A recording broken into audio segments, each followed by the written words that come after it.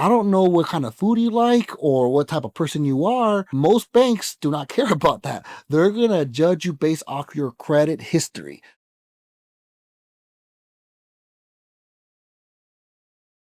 Hello, my name is Jose Plascencia, and this is Mortgage Ace Hacks, the podcast where we're going to talk about home lending, financing, real estate, purchasing homes, whether you're a first-time home buyer, repeat buyer, you're an investor, you will take away good knowledge from this podcast. And today, we're going to talk about crucial key factors that could affect your home loan approval.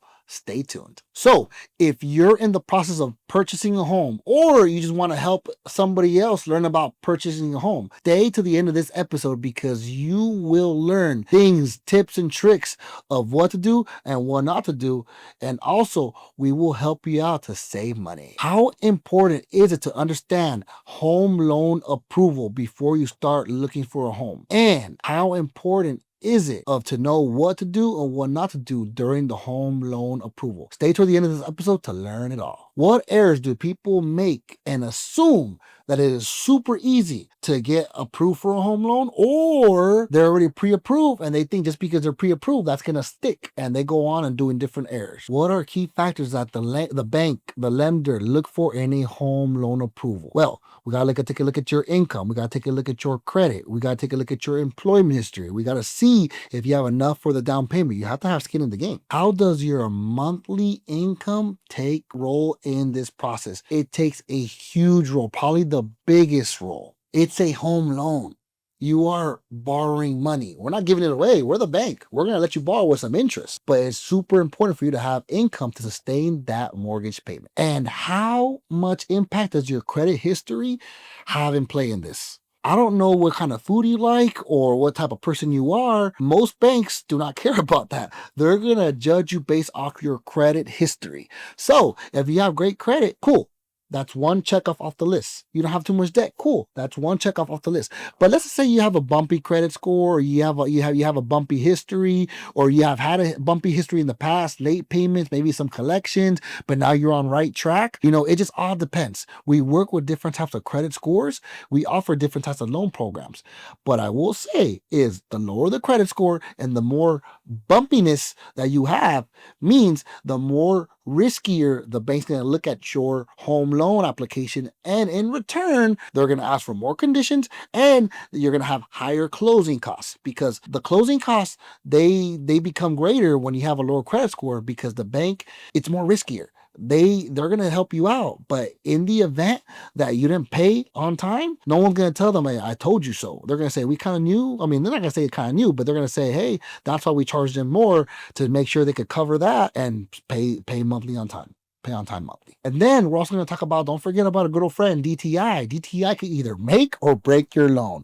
If you check on episode 1, I talked about, and I went real deep, real micro into DTI. But DTI can either make or break you. If you have little debt, you'll be able to finance and qualify for more. If you have a lot of debt, you'll be able to not qualify for as much. Plain and simple, DTI will either make or break you. Another thing is, if you already have a home, you could purchase another home without selling.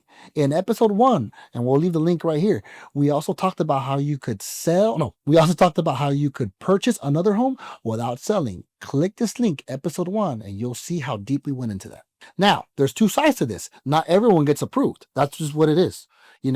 If you're already pre-approved, here are several things that you could do not do, to make sure your home loan is good to go. 1, do not go ahead and rack up debt. Don't go swiping credit card debt. Do not go ahead and rack up debt. No. Do not apply for any other credit. Do not purchase a new car. Don't purchase a car if you're buying a home. Get the home, then get the car. And most importantly, don't co-sign for somebody else. If you're trying to buy your own home and you're on track to do it and follow our instruction. Don't be under contract, and then you co-sign for someone's boat, someone's car, someone's other home.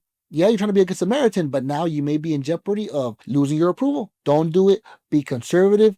Be very careful during this process. We want to make sure we get you to the finish line. So, and there have been cases where I've seen, like your people are pre-approved and that goes away. Things are out of our control. Sometimes, hey, you get let go from your job. You get fired. Something happens.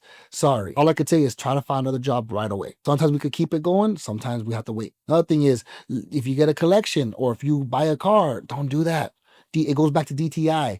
Now you have more debt, and you might not, you might not qualify for what I told you qualify no more now. Think about during this process, they're watching. It's a heartbeat. You got to make sure you keep everything smooth, everything calm, and everything the same the way I look at the documents, so we make your pre-approval to a true approval to a funded loan.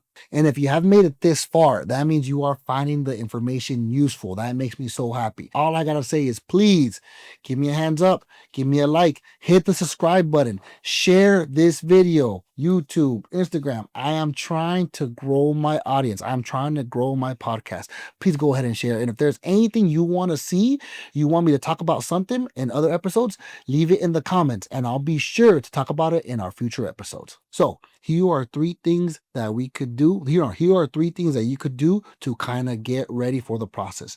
One, examine your monthly debts. If you have a credit card that you're able to pay off that has a huge monthly payment, work on those first. When we measure DTI, we look at monthly payments, not the outstanding balance. Try to chill down your monthly liabilities. Two, make sure that you have enough for the down payment. We have different financing options that offer assistance. However, you still have to have some skin in the game. You have to have some kind of cash. You're not going to be able to get a house away with nothing out of pocket.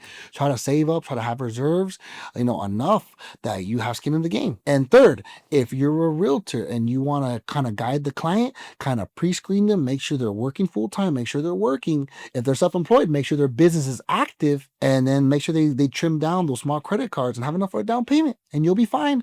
Don't make any big purchases. Thank you very much for watching this episode, sticking towards the end. I invite you to look at previous episodes so you could see, how one is able to purchase a home. If there's something that you want me to talk about, go ahead and put it in the comments. Please feel free to share this video. I'm looking forward to coming up with more content for you guys and teaching you more mortgage ace hacks.